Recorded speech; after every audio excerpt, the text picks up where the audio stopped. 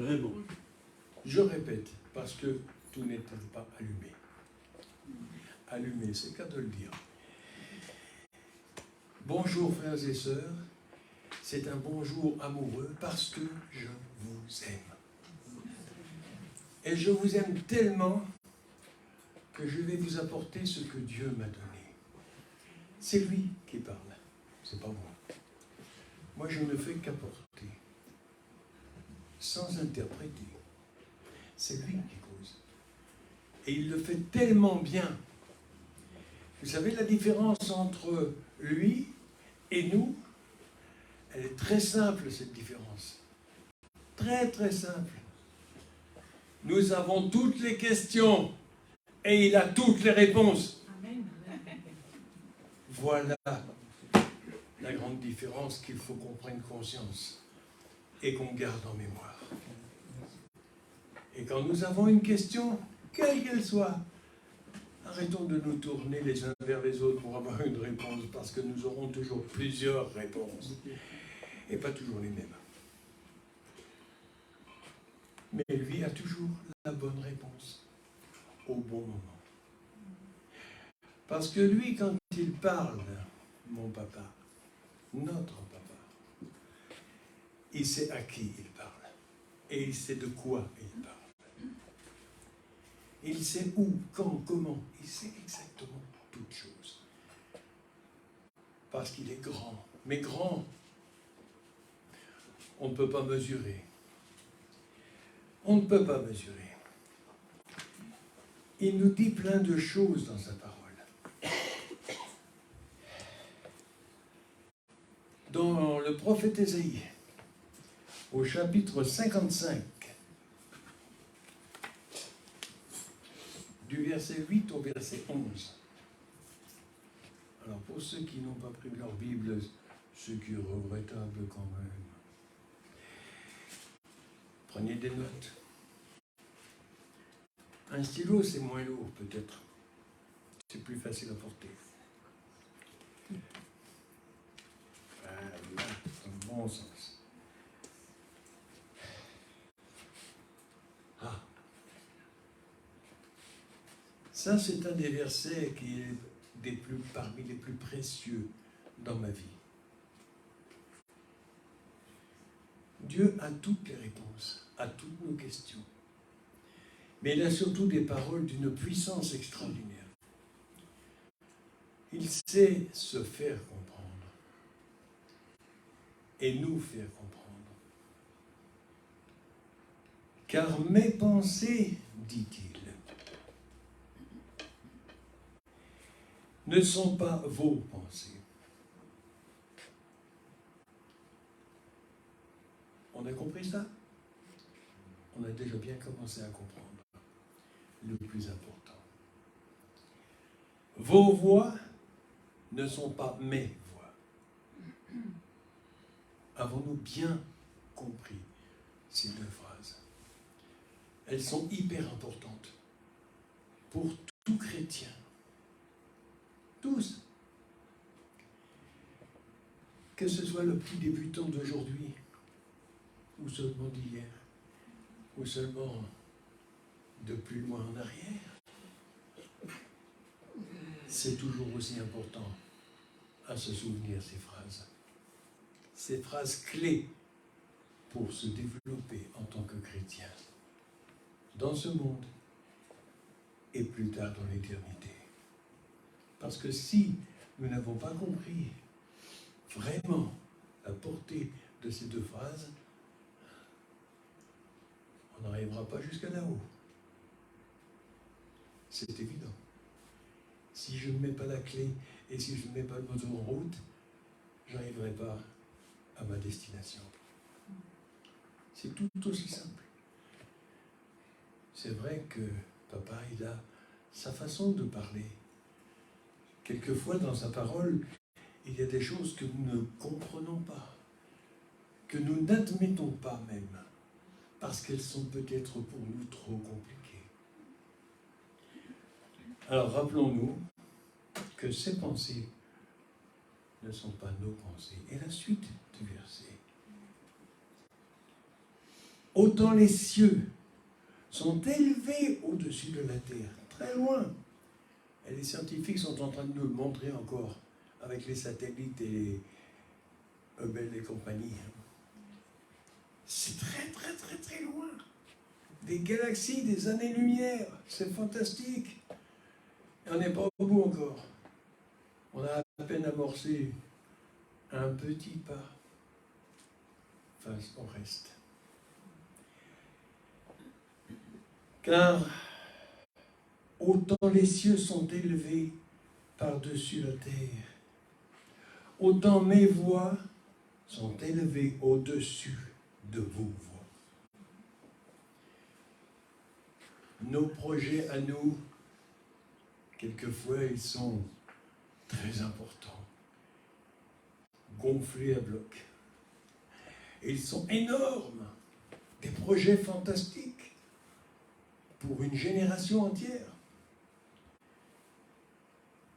Mais les siens, ils sont bien plus lointains que cela, et bien plus puissants, et bien plus grands. Quand aurons-nous accepté cela? Car comme la pluie et la neige descendent, sur verset 10,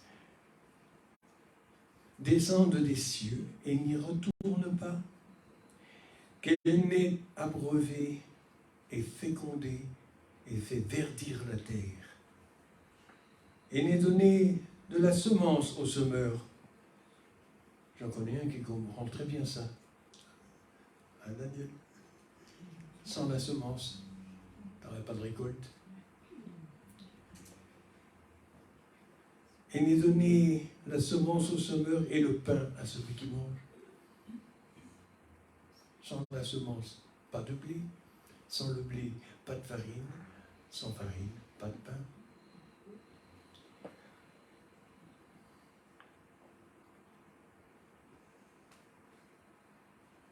Ces paroles sont d'une puissance extraordinaire.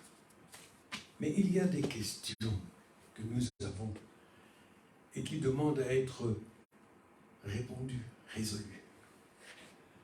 Alors là, on va aller faire un petit tour ailleurs, dans la Genèse, au premier chapitre. Et il y a une question que je me suis moi-même posée depuis très longtemps, depuis le début de ma conversion. J'avais 15 ans à l'époque. Vous le saviez. Hein? Dans le premier chapitre, donc le troisième verset, Dieu dit que la lumière soit et la lumière fut. Et quand il parle de lumière, on en sait un rayon. On en a tous besoin de la lumière. Parce que sans la lumière, on ne voit pas bien loin. Hein? Et on peut aller très loin aujourd'hui. Hein? Mais lui, il va plus loin que ça. Bien plus loin. Mais je me suis posé une question importante, bien qu'elle paraît un peu farfelue à beaucoup, mais une réponse à laquelle très peu ont pu m'apporter une réponse. Seul Dieu, dans sa parole, me l'a apporté. Au verset 4, Dieu vit que la lumière était bonne. Bonne. La lumière, elle est bonne. Qui a quelque chose à dire contre la lumière? Personne. Et il a séparé la lumière des ténèbres. Mais quand j'ai lu ce texte et que j'ai continué un peu plus loin dans le chapitre, arrivé au verset 14, je me suis posé une grosse question là. Une grosse question que je crois que beaucoup d'entre nous avons posée. Dans le verset 14, Dieu dit qu'il y ait des luminaires dans l'étendue du ciel pour séparer le jour de la nuit. Ok? Que ce soit des signes pour marquer les époques, les jours, les années, les saisons. Alors là, la question, elle vient tout de suite. Mais Seigneur, je ne comprends plus. Tu dis que la lumière soit et la lumière fut au premier jour. Au premier jour de ta création. Mais les luminaires, ce n'est qu'au 4e jour que tu les as mis en place. Mais alors de quelle lumière tu parles dans le premier verset? De quelle lumière viens-tu nous parler? Là, on se pose la question, hein? Et la réponse arrive très vite, mais très vite. Dans Matthieu 4, verset 16, nous en avons entendu parler il y a peu de temps. Nous ne sommes qu'au mois de janvier. Ce peuple, assis dans les ténèbres, a vu une grande lumière. De quoi on parle ici? De la venue de Jésus. Qui donc était cette lumière dont Dieu nous parlait en premier?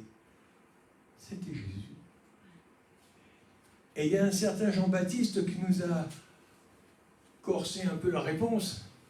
Il a dit, mais celui qui vient après moi, il était là bien avant moi.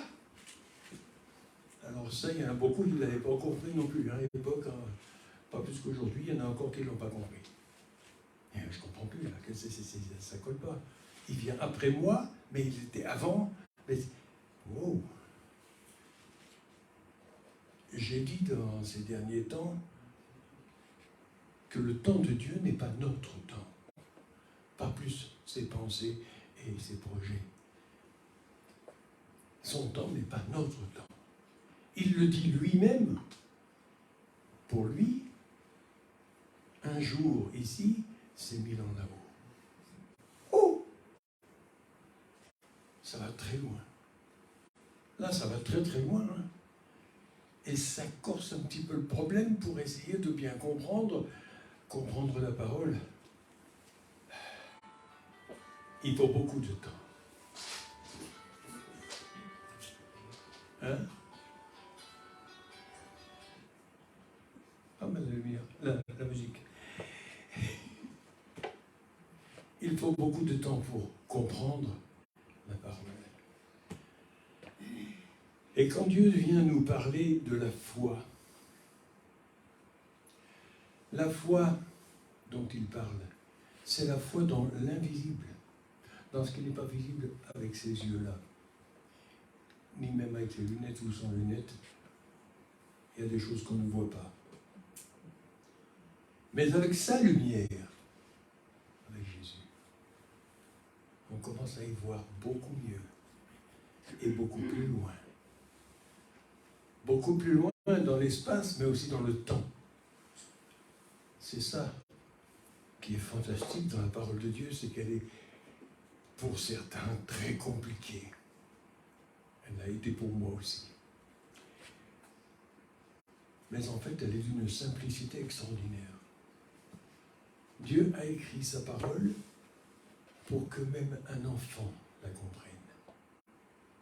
Alors comment un adulte, ayant éventuellement un bac et plus, ne comprendrait pas? C'est pas logique.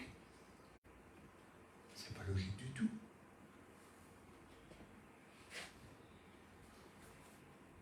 Dans Matthieu 5, verset 14, Jésus lui-même vient nous dire, à nous ses disciples, vous êtes la lumière du monde. Oh! De quelle lumière il parle encore une fois? Et quand il dit, moi, Jésus, je suis la lumière du monde. Là, on commence à comprendre pourquoi on a besoin de lui ressembler, pour éclairer un peu autour de nous et nous éclairer nous-mêmes.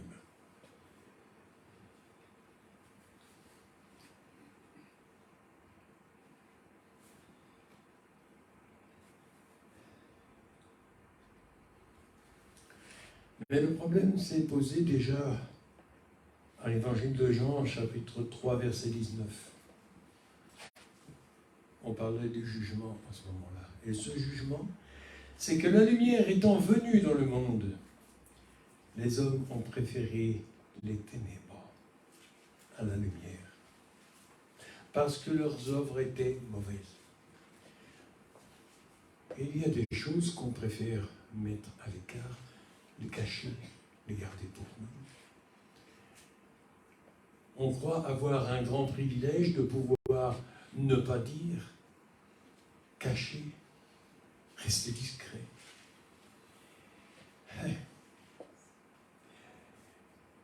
Mais Dieu voit tout, entend tout, et il sait tout.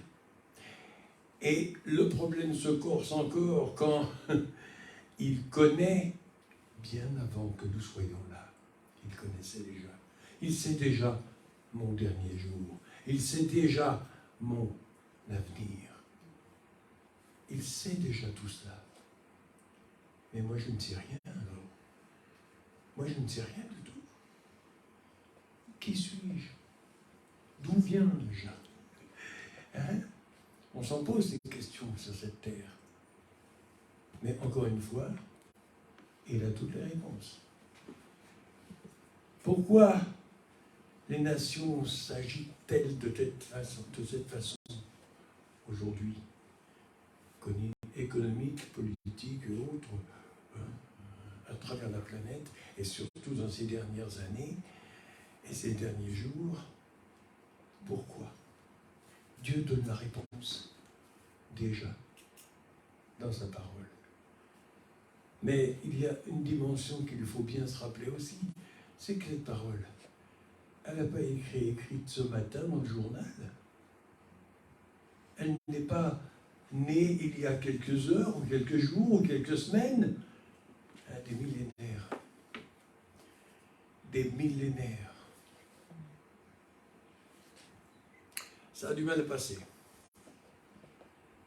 Qu'une parole écrite il y a des milliers d'années soit valable et efficace aujourd'hui, ici, parmi nous. Nous avons besoin tous de cette lumière dont Dieu parle. Cette lumière, c'est son projecteur, sa lumière. Sa façon de nous faire voir, entendre, comprendre. On a 5 sens, mettons-les en batterie. Mettons-les en batterie pour appréhender la parole que Dieu donne.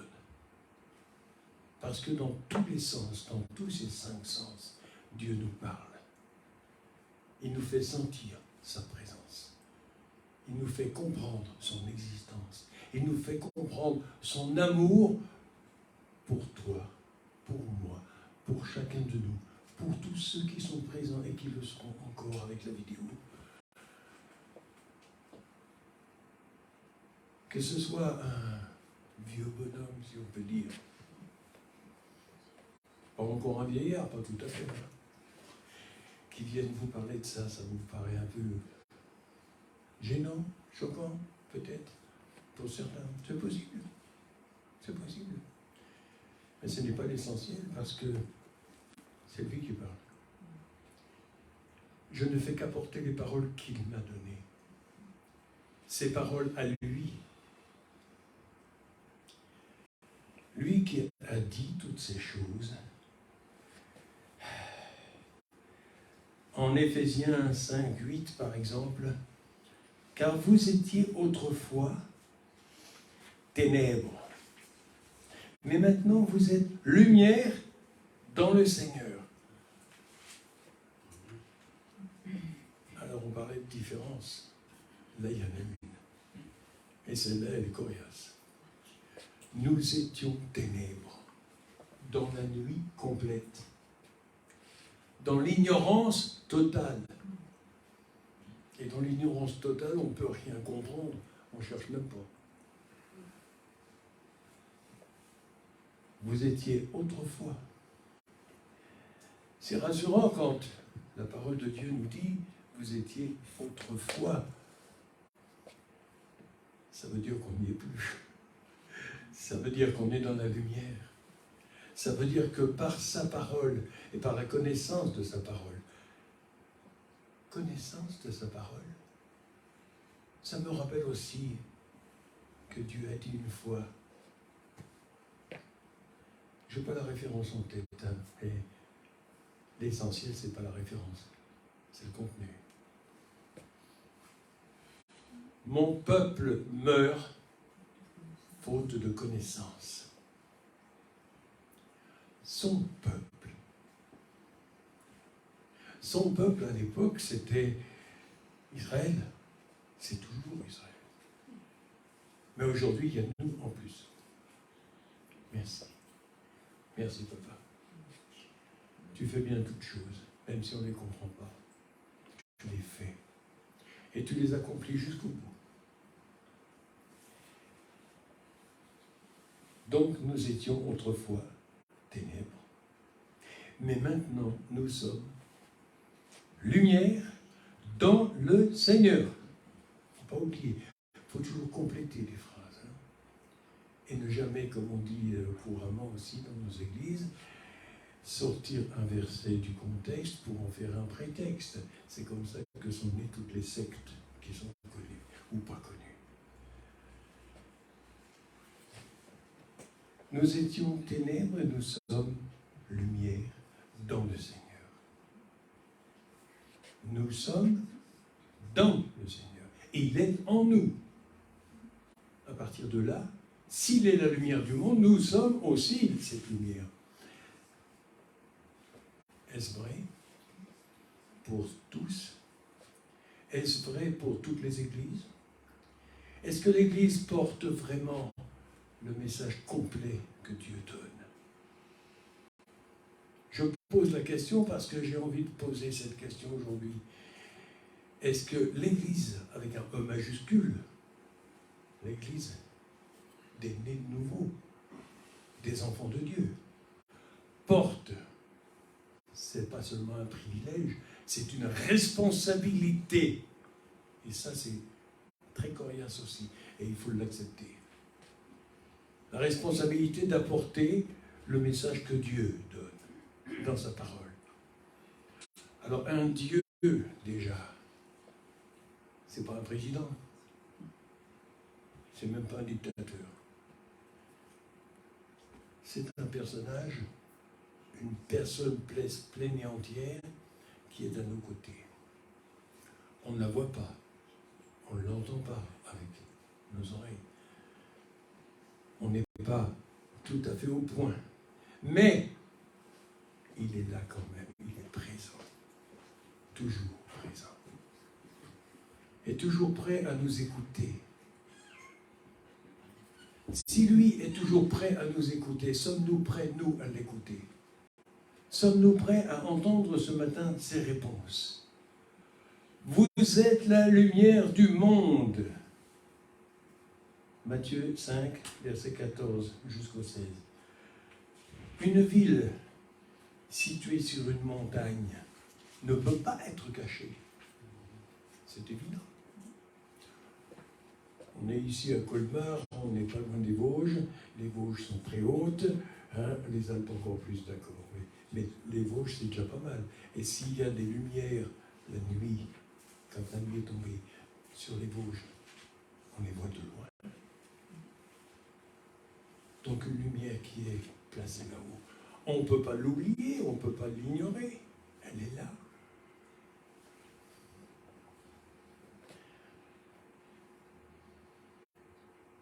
On n'allume pas une lampe pour la mettre ensuite sous le boisseau, ou sous le lit, comme on dit quelquefois. C'est vrai, de toute façon, ça faudrait le faire à la maison. Hein. C'est évident. On n'aura pas l'idée de faire ça. Hein. Mais on essaiera peut-être de la mettre un peu à l'écart, qu'elle soit moins vue. Non, non, non. La lumière dont parle Dieu dans sa parole, la lumière, l'Église tout entière. Nous autres, les lumières. Est-ce qu'on va les mettre sous le boisseau? Est-ce qu'on va les mettre dans un placard? Est-ce qu'on va les mettre dans un petit local plus ou moins réduit, à l'écart de tout le reste, que personne n'en entende trop parler? Ou est-ce qu'au contraire, on va sortir de nos églises pour aller dans les rues, pour aller dans nos familles, pour aller partout, là où il y a des âmes qui se perdent? Est-ce qu'on aura un jour l'idée et la volonté de sortir un petit peu de nos conforts personnels pour aller vers ceux qui ne connaissent pas cette parole, qui ne savent pas que leur vie est déjà écrite dans ce livre, que leur avenir entier dépend de la connaissance de cette parole et de l'approche? Nous avons un Dieu non pas de religion, mais de relation. Cette phrase-là, vous l'avez déjà entendue des centaines de fois, moi aussi. Mais est-ce que nous l'avons bien digérée, absorbée? Est-ce que nous avons bien compris qu'en tant que chrétiens, nous ne sommes pas là pour être discrets, pour rester à l'écart, pour dire « moi je suis comme ça parce que vous, ça vous regarde ». Non, non, absolument pas. Dieu ne nous a pas appelés à être secrets. Il nous a demandé, en prenant sa parole, en l'écoutant, en l'étudiant, en la méditant et en la mettant en pratique, un seul geste: allumer. Allumer la lumière que Dieu a mise en nous. Si Dieu nous dit lui-même que nous sommes, nous maintenant ses enfants, sa lumière, la lumière de ce monde, comment pouvons-nous rester dans un coin en nous disant merci, moi j'ai la lumière, je suis content, je suis tranquille, je suis sauvé, ok, on s'arrête là, c'est bon, ça suffit, ça me suffit, les autres ça les regarde, s'ils n'en veulent pas. Ça c'est les mauvaises pensées que j'entends assez trop souvent, beaucoup trop souvent. Non, c'est pas parce que j'ai une religion et puis les autres disant la leur, chacun la sienne. Non, Dieu ne veut pas de cela. Et il ne veut pas entendre ce genre de propos. Il veut entendre simplement « Tu as fait de moi une lumière, Seigneur. Alors aide-moi à comprendre et à allumer. Allumer autour de moi, partout où je vais. » Ça dérange? Tant mieux. La lumière est là pour déranger aussi. La lumière, elle est là pour montrer dans les recoins, là où il y a de la poussière, là où il y a un objet qui n'est pas à sa place. Sans lumière, on passe à côté. Mais avec la lumière, on percute. Et avec la lumière que Dieu donne dans sa parole, quand on la connaît, qu'on la pratique, qu'on la vit, qu'est-ce qui va se produire? C'est ce qui s'appelle porter du fruit. Quand on vit une vie de chrétien authentique, selon Dieu, on allume la lumière partout où on est. On dérange s'il le faut, tant pis, mais on est là. On est. Et l'Église a besoin d'être, pour être prête pour le royaume, pour le retour de Jésus, elle a besoin d'être allumée. Allumée en tous sens, partout, en tout lieu et en tout temps, et en toutes circonstances. Il y a actuellement, comme on dit, souvent j'entends ça aussi, des circonstances difficiles, et peut-être dans les jours qui viennent, encore plus, bien sûr, voyons. Mais il y a surtout que Jésus va venir chercher les siens. Et il a posé une question, Jésus. Quand je reviendrai, est-ce que je trouverai encore la foi sur la terre? Quand il reviendra, il nous pose la question ce matin. Trouverai-je ta foi allumée, resplendissante, gênante, dérangeante pour beaucoup de gens. Peu importe. Mais est-ce que je trouverai ta foi allumée, ouverte, là, présente, jamais invisible? Dans tous les sens, dans toutes les circonstances,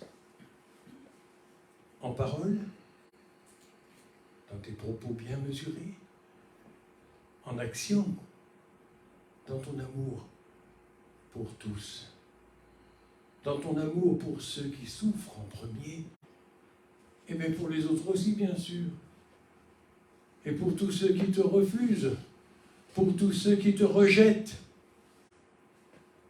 Parce que je sais qu'il y a sur la vidéo, dans les jours à venir, aussi bien que dans le direct, il y a même des gens qui se disent chrétiens, mais qui se sentent rejetés, mis à part, au placard.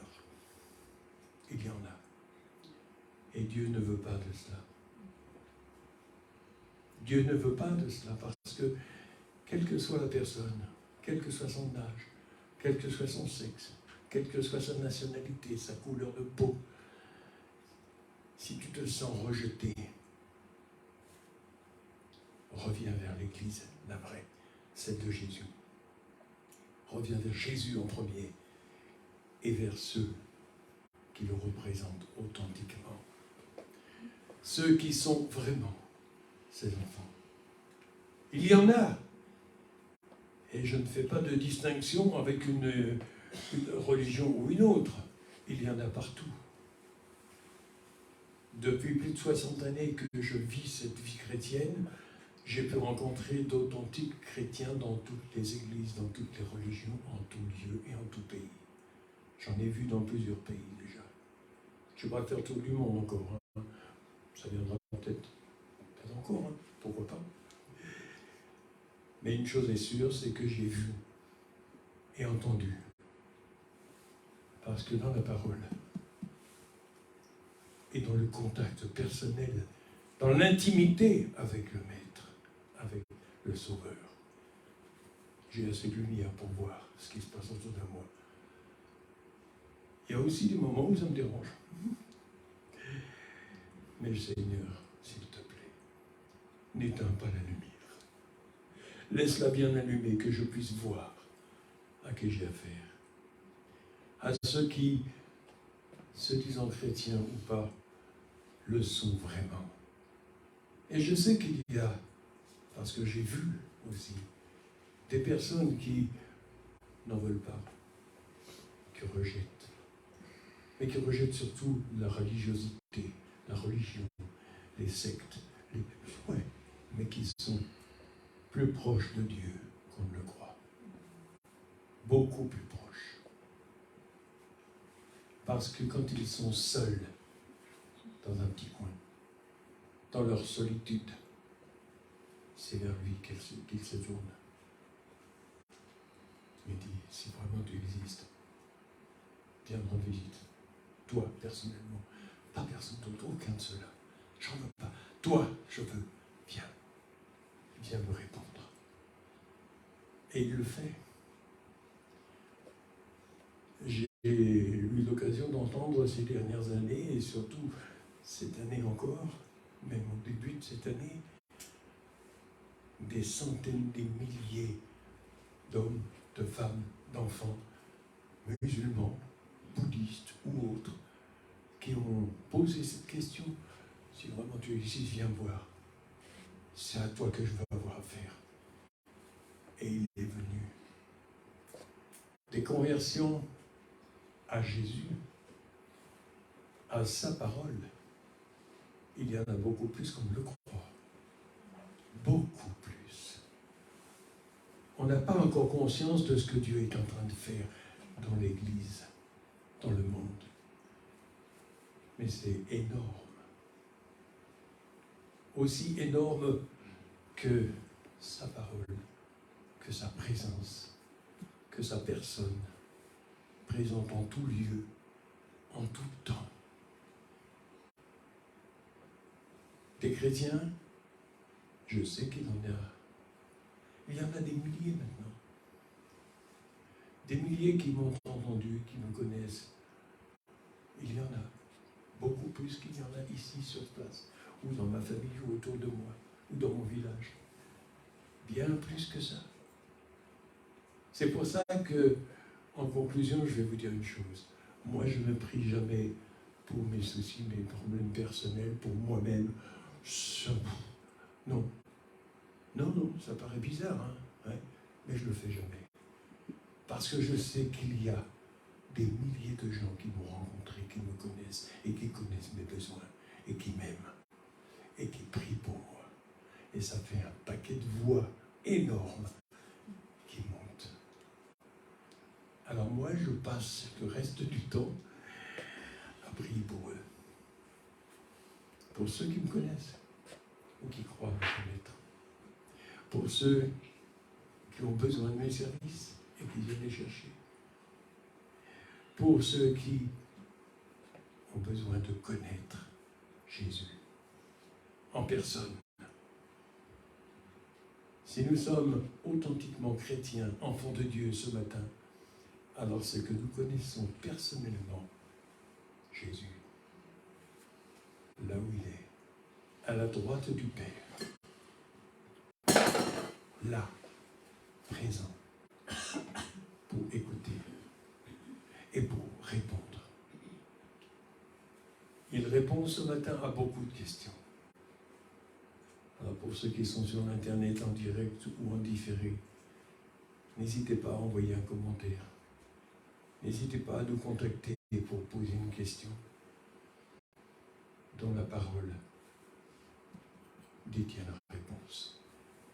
Et Dieu nous donnera la réponse à vous transmettre. À lui toute la gloire. Et quand je dis toute la gloire, c'est beaucoup plus encore. Parce qu'il la mérite vraiment, cette gloire. Il nous a donné sa parole.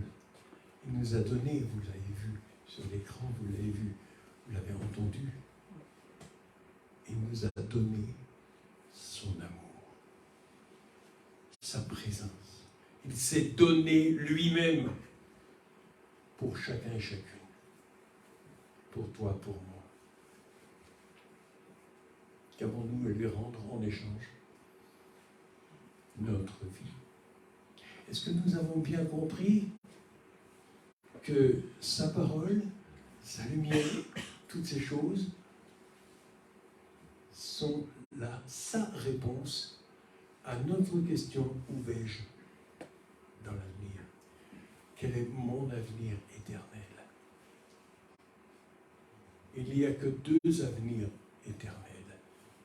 Dans la parole de Dieu, c'est clair. Ceux qui vont vers lui et ceux qui descendent. Les vierges folles et les sages. Sommes-nous des sages ou des folles? Oui. Le temps est passé. Et il passe encore. Mais c'est notre temps, ça.